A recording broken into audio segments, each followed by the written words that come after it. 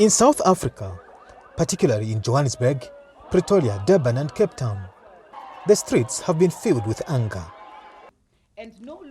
Anti-immigrant activists have been marching, their voices rising against those they see as outsiders, taking away their jobs. The chaos has shaken South Africa's fragile balance between communities.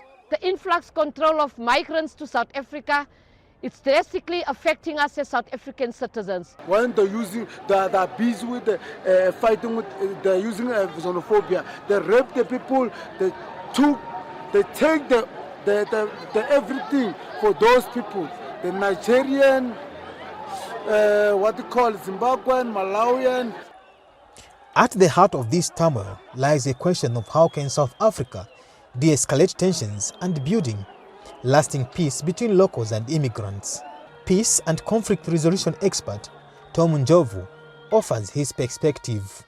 There's also need to have a long-term solution, such as including peace topics or peace subjects in schools, so that young people, as they are growing, they should be able to know that there is need to uphold peace and to coexist as a people, local people, and also other people that come from other countries.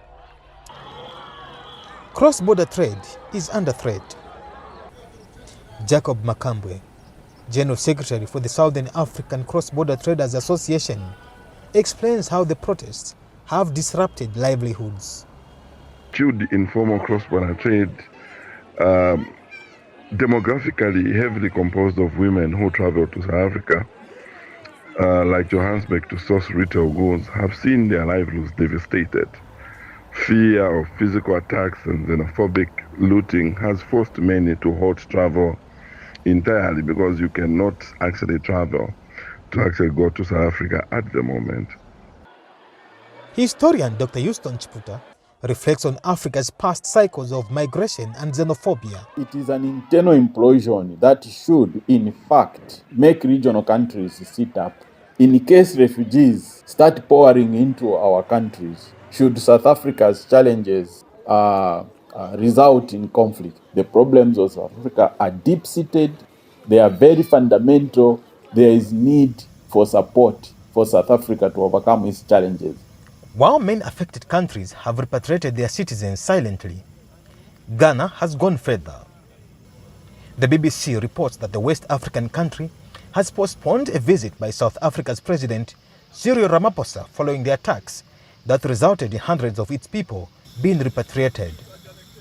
The report further indicates that Ramaphosa had long planned a visit to Ghana in the first week of August, with the hope that this would help de-escalate tensions between the two nations. But many in Ghana feared his presence would lead to mass protests there. Can South Africa find a path beyond division toward coexistence and renewal? Macpherson Mukuka, ZNBC News.